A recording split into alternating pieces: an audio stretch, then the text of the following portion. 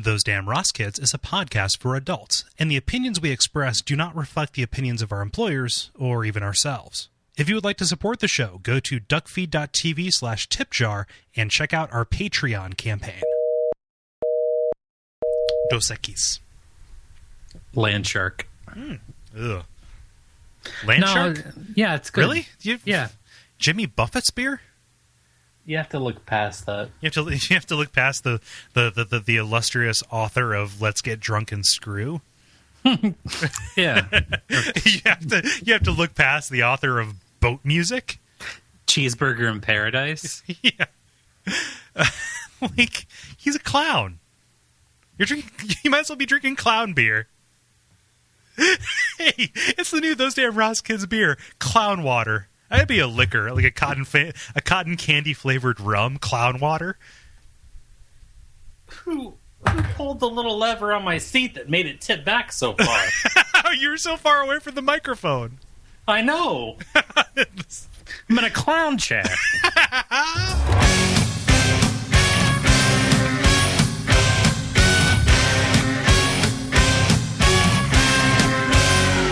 Those Damn Ross Kids, a conversation between brothers, featuring Kris and Kole Ross.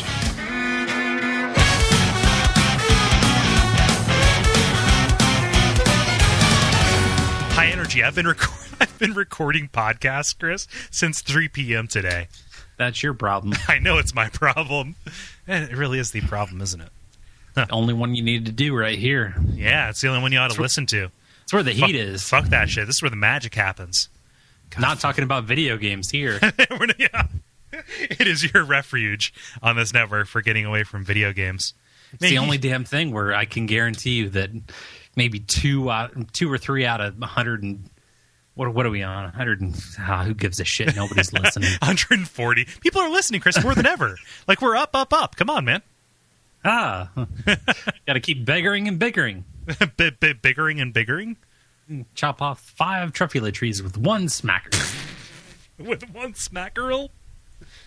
I don't even know what you're doing. Is that Seuss? Are you slicing me? Is there anybody else?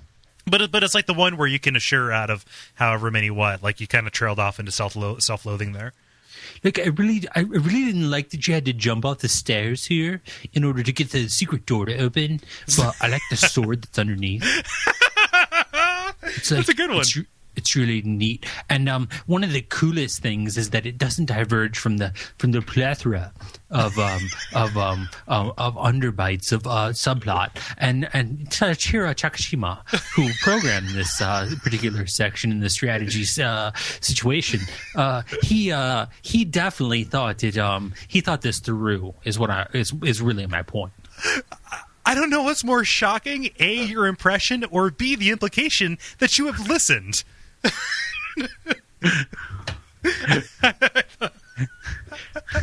Oh man, consider me roasted. Wow, that's pretty good. I'm impressed. Thank you. I can't even be angry. Wow. I just wish there were more maps. That's all I'm saying. If there's anything wrong with this, not enough maps. I don't know that I've ever met somebody who okay, except for a couple of parents out in Columbine, I don't know if I've met anybody who dislikes video games as much as you do. It's not so much that I just dislike them.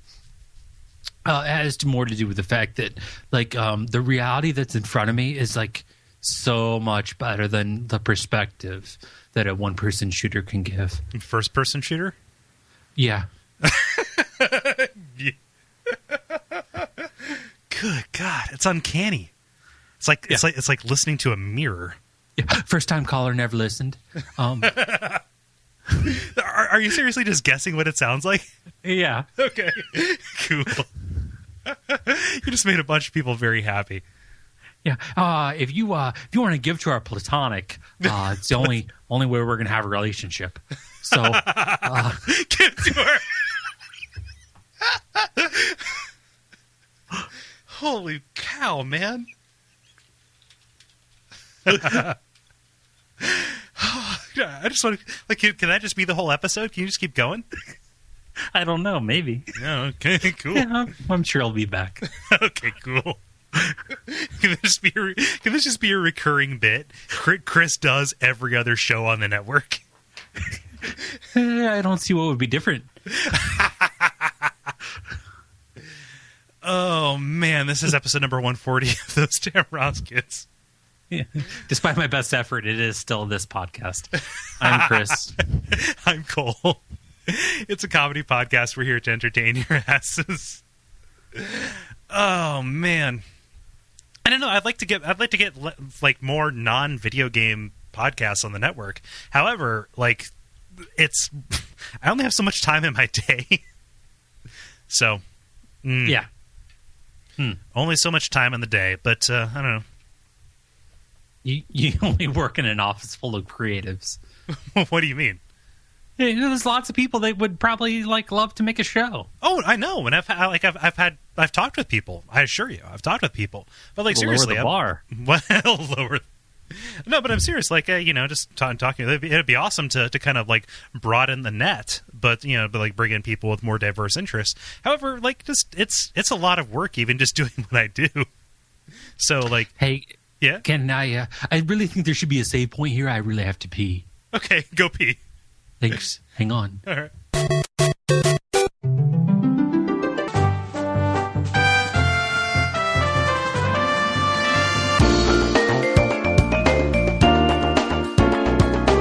Okay, I'm back. Did you really have to go pee? Ouch. Ow. What? That burrito burned my hand. You're full of piss and vinegar. Yeah. Did you really have to pee? Because that was a really quick pee break. No. Okay. Oh, that burrito. I love the implication of bathroom burrito, actually. That's pretty good. Uh-huh. Yeah. Yeah. That's what I do. I don't know. How I do. How we do. It's how we do, I guess. I don't know. We occasionally, I mean, do we tell stories anymore, or is this just the show now? I don't know. I think that's why people listen. I guess. No, people listen to hear you. I've heard many assertions that their favorite thing about this is listening to you make fun of eviscerate me. your character. Yeah. It's kind of like just like I guess people don't like me. I think is the way that it goes, and this is their opportunity to hear you make fun of me. So I think people just try to take the horse down the wrong way. What do you mean? Well, they try to chop at the bottom of its legs, and the easiest way to take you off your high horse is to just tackle you. It's just to go right for the top. Yep. Oh, okay. Cool. But tricks on you guys. Nobody hates me more than me. So I know I could never be you. Yeah, no, you could never. You can't try and outclass a prince. Can't try and outclass a prince. Yeah. Got a story for me, Chris? Hey, Kole? Yeah. I do.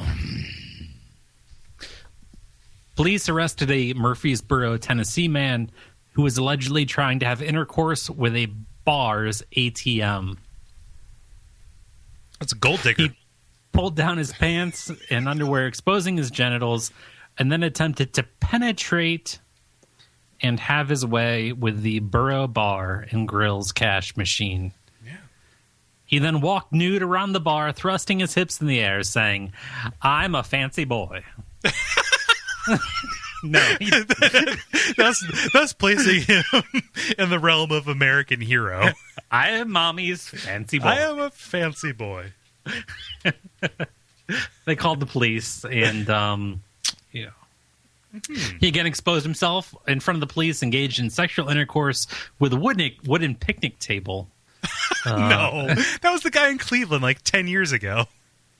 Yeah, he was observed having unsteady and slurred speech. No. Really? That's you, huh? That's the way that's going to shake out, huh?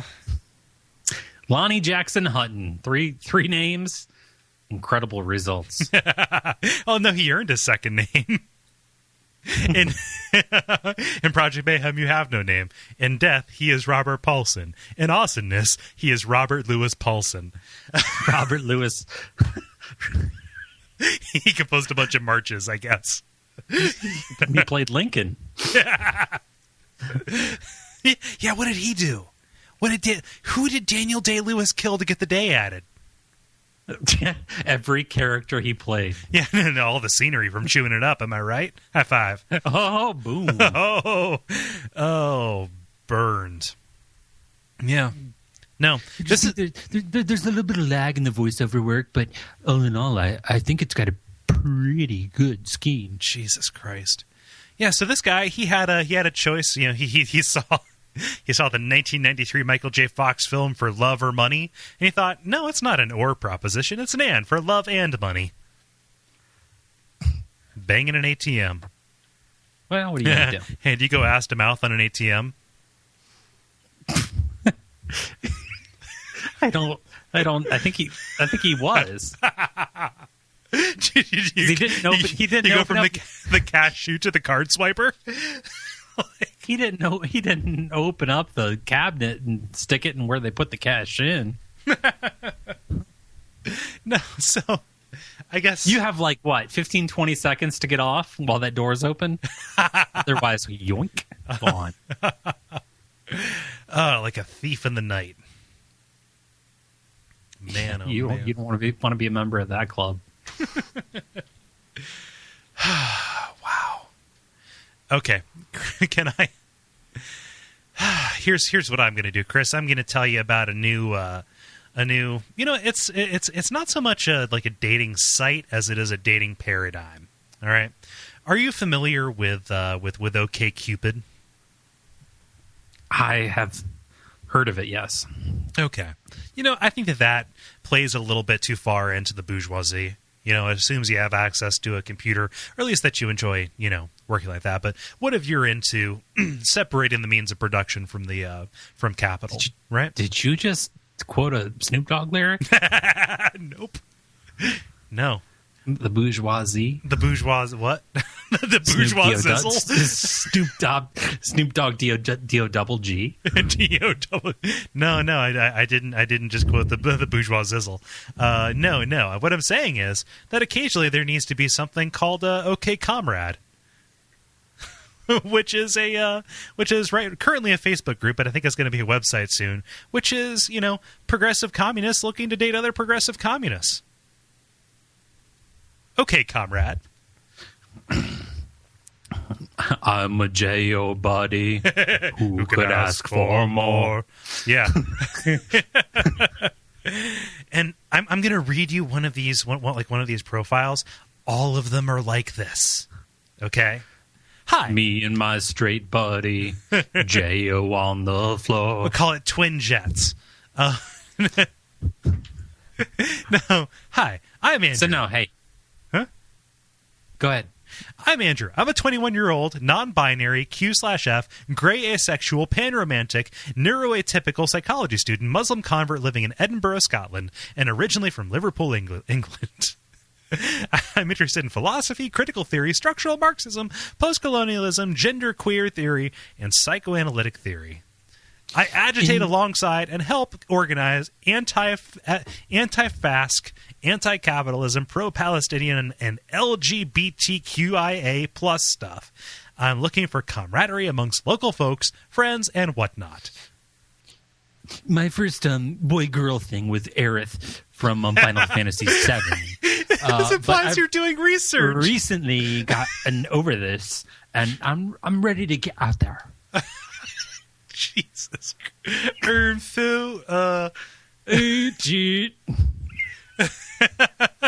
Hi, my name is Jess. I'm a 21-year-old trans feminine queer anarchist in the heart of political corruption, Washington, D.C., studying philosophy with the hope of applying theoretical knowledge in order to affect concrete social change. From Facebook.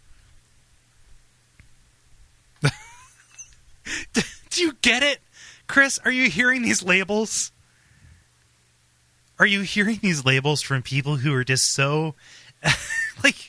I'm a progressive dude, but 22-year-old cis female anarcho-communist.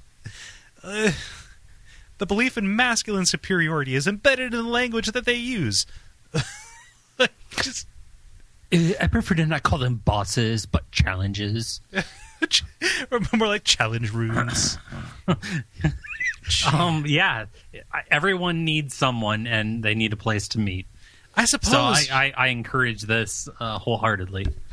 I guess as someone who's 30 and looking. So you're going to go on here and find, there's nowhere to go. Where are you going to go? For friendly, genderqueer, agender, female assigned at birth, human based in the West Yorkshire, UK. Veganism, feminism, otherisms. Yeah. You go to the bar? I don't want to go to the bar. What the fuck are you? Is this 70s? Hey, don't.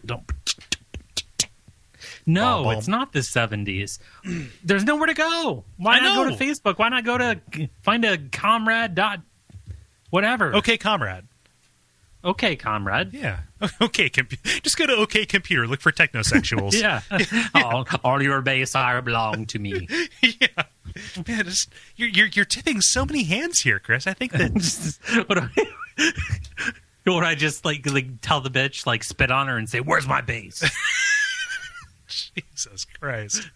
Yeah, no, you're right. There's nowhere to go, except there's like everywhere to go. Yeah, there's nowhere to go. It just doesn't fucking matter. Like, so what, like squeeze melons? So be the crazy guy in the food court? You fucking ATM.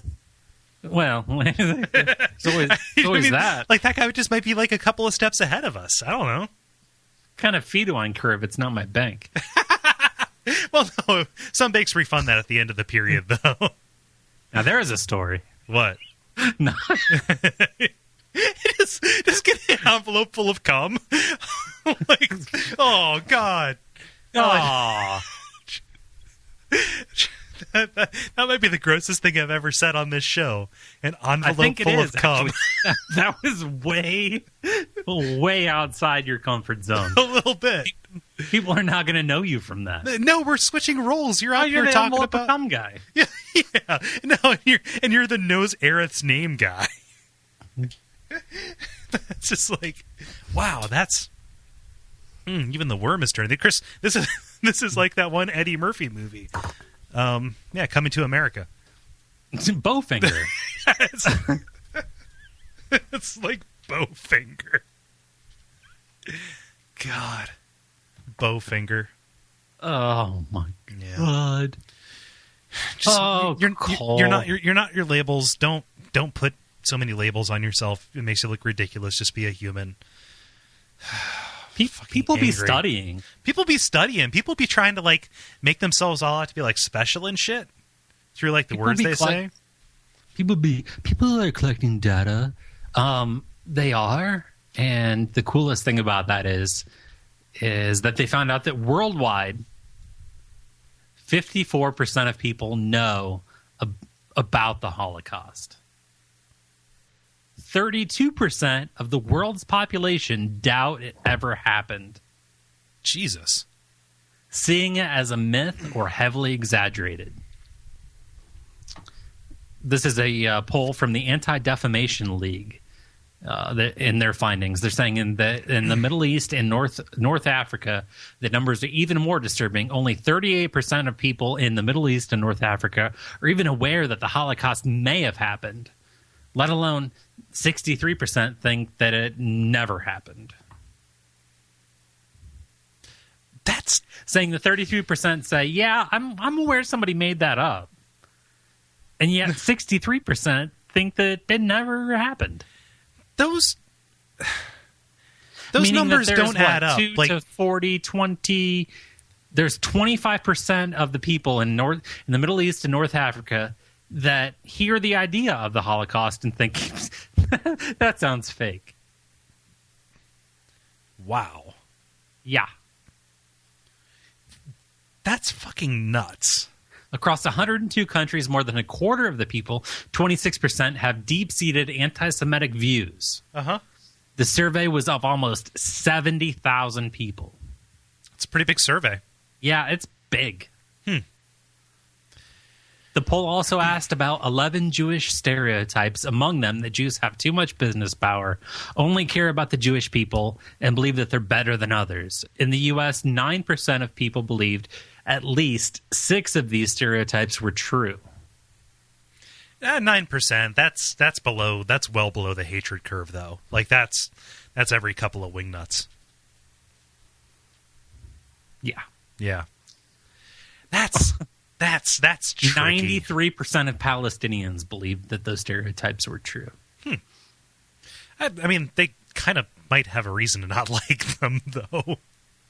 Yeah, well, what are you going to do? I don't know.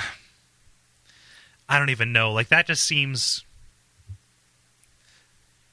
It's not anything I ever want to touch with a 10-foot pole, because, like everything in this entire world, there are shades of gray to this issue, but that is one of the few things that I'm not saying this about anybody in our immediate company, that if you express any doubt and say like, oh, it's like a far more complicated like situation.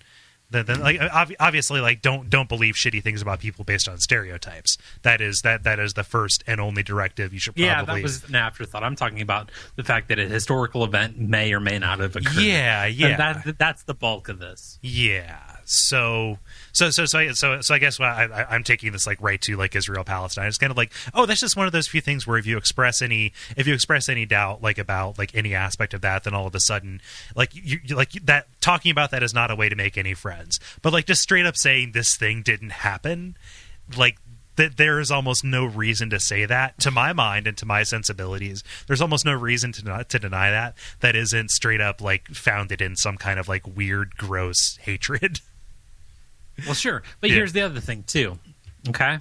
And I heard this today. I read a little bit more about it. And that is that in the Civil War, in the American Civil War, 65% of the Northern soldiers' families were notified of their relative's death without any sort of real government identification.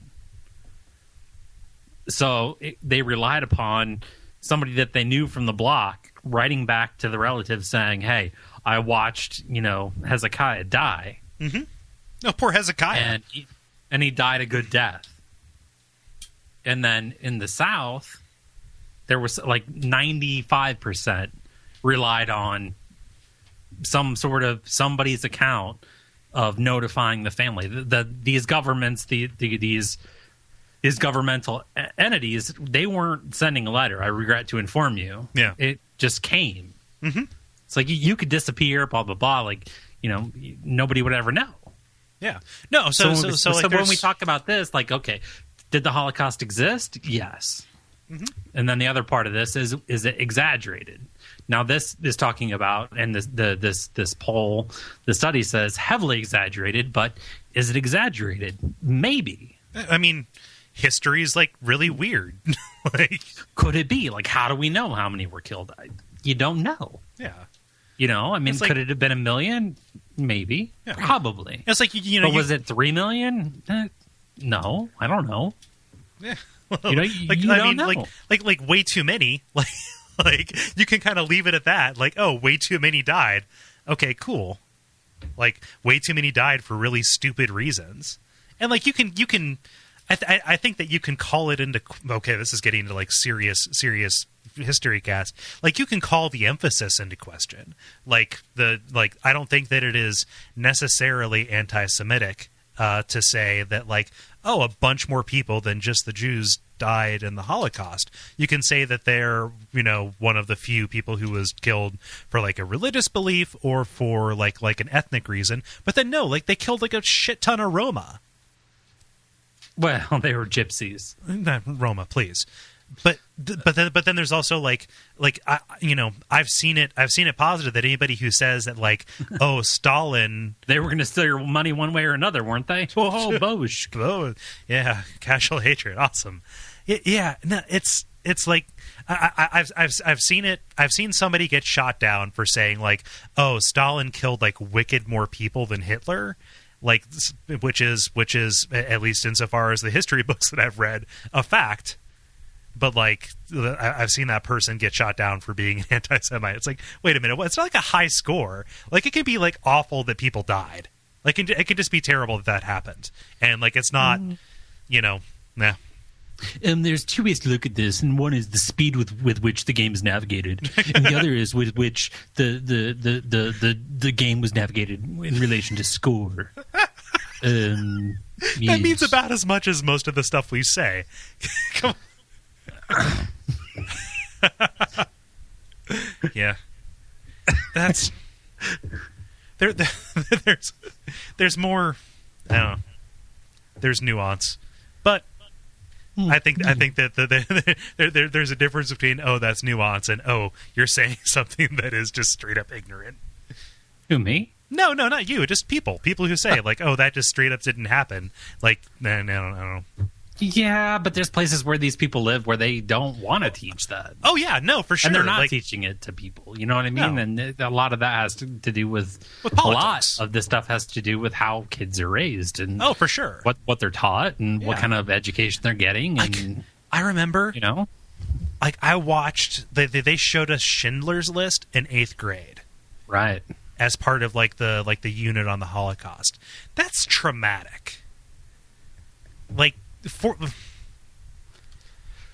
exposed to that and getting like the gut visceral sense, like to a certain extent, like you hear 6 million is just a number, but like I don't think that 14 is the right age to like have somebody start to begin to process that.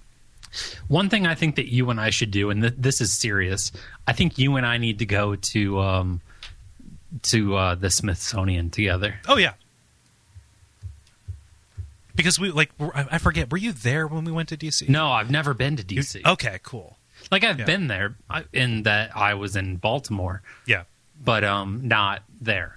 Yeah. I've never seen the White House. I've never seen any of that. So I think that we should do that. Yeah. No. I'm asking you here and now on the record. Do you want to do that? Yeah. Okay. Mm-hmm. It doesn't have to be a long, drawn-out thing. Like it could be like a long weekend or something. Yeah. I think. I mean, the Smithsonians are huge, and there are multiple Smithsonians. Like I would love to. So I've been to a couple of them once. Like I went to the Smithsonian Air and Space Museum. Man, this is like. Did you see that? Like there was a headline about a guy just opening fire at a Jewish museum in like Brussels or something like that. It kind of seems like those museums are not a good place to be. People just be shooting the museums. Yeah, there was like a drive-by shooting here 2 weeks ago. In that it was last night, but it's 2 weeks ago now. Yeah. No, well, that was college or something. No, right? that was a fucking nice guy. Is what that was. It was a what? You're aware of this, right? You're aware of nice guys. No, MRAs like men's rights activists. Goodfellas? No, like not like wise guys, like nice guys. So no MRAs. We talk about them a lot on the shows. No, but just kind of like guys who they kind of are they think that all women are self-serving, conniving, blah blah blah. Why doesn't this bitch love me? Because I'm so great, she's awful, blah blah. Just real. It's a real toxic mentality, I think. And they're seems like it. Yeah. And obviously, I'm being like I'm mischaracterizing some of that. Like it doesn't apply to everybody, but just in general, by and large, on the whole, anybody who self-ascribes as an MRA who like believes in male supremacy or whatever is really retrograde. So this guy who did the shooting at UC Santa Barbara, UCSB.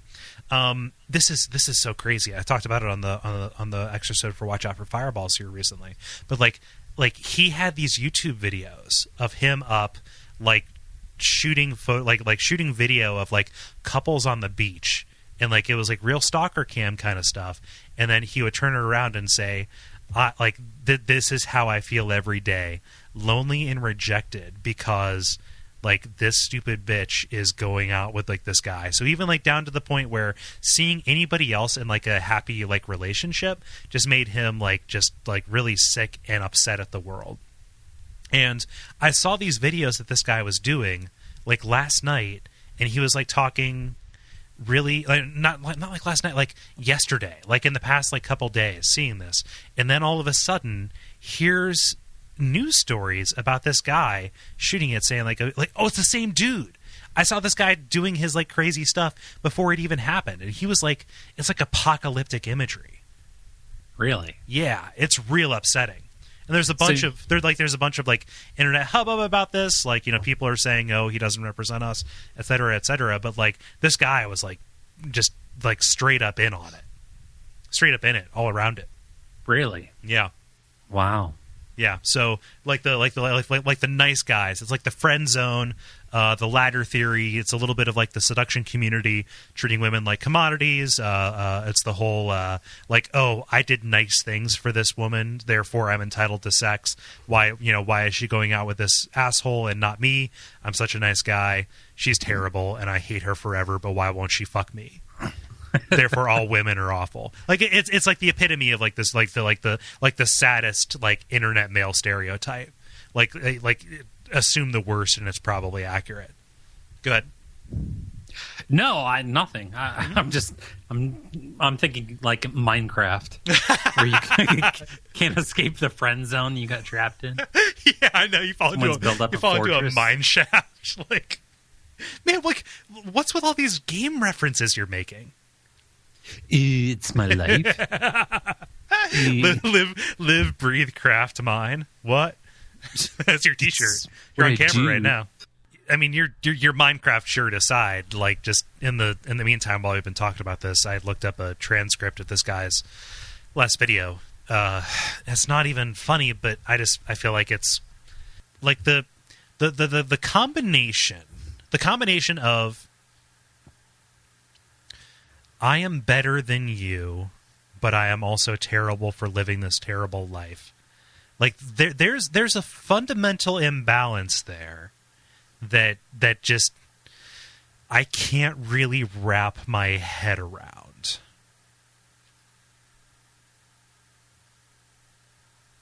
It's chilling to the bone, and I feel a little bit hesitant to even like have those words on there, but like it just seems so far out there, so far beyond the realm of possibility for human thought that it's kind of in line with the darker side of some of the stuff we talk about with like weird delusions that just happen to be everywhere. Are you there? No, I'm here. Yeah. No, I'm here. I don't see how this person differs from anyone else who's done a school shooting or in any way. It's the us and them, and I mean it's the way you slaughter people in the streets or pass universal health care. Jesus Christ. Yeah. No, but it'd be cool to go to the Smithsonian. Are you thinking? I would. Are you thinking it'd be the two of us just go there, get like drunk, and go there, or would it be an opportunity to take the kid? I don't know. Do you want to go drunk to the Holocaust Museum? I mean, like I'm kind of joking, but kind of not. Like that might be the only way I could handle it. Gotcha. I mean, like we went to there's the Underground Railroad Freedom Museum. We weren't drunk. I know, but like it would have been better because like that's pretty depressing stuff. Do you want to put on some lapel mics and go make fun of that? Go make fun of what? Anything. No, I don't want to make fun of the Holocaust Museum or no, I don't want to make fun of the. I'm saying you get drunk, you got to see the light in it, Well, yeah, but I just mean like I feel okay. This probably reveals a lot about me, but like I feel like when I'm drunk, I can better absorb information without letting my emotion get in the way of it.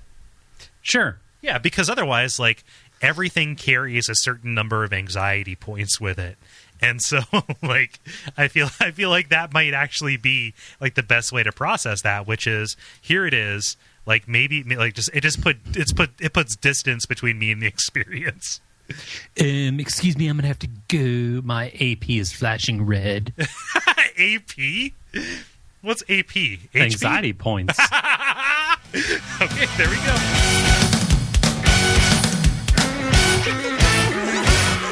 This has been Those Damn Ross Kids.